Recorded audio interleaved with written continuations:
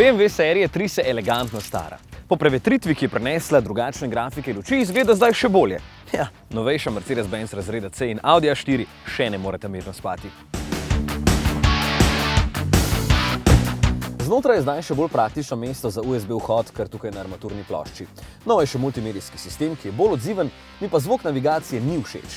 Držite se prikazane usmerjevalne puščice. Pri izhodu zavijte levo. Jezus, kot da ima govorno napako.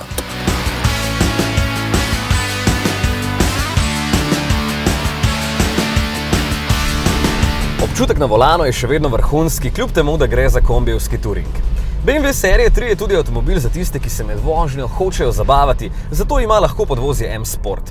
Je kar dober kompromis, če želite nekaj udobja in bistveno več dinamike, zadaj pa je še vedno 495 litrov velik prtljažnik z ravnim dnom. 320D v zadnji izvedbi premore 140 kW moči, torej 190 konjev in je še malo bolj poskočen od predhodnika. Ne pričakujte športnosti, tudi tih ni, je pa zelo suveren. Na testu je uporabil kar ugodnih 7 litrov, ker ima še 4-kolesni pogon X-Drive.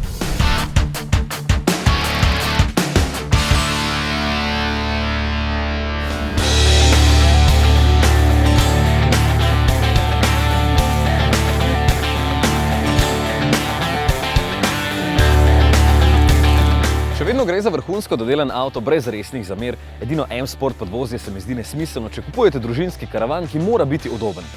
Cena testnega? 66.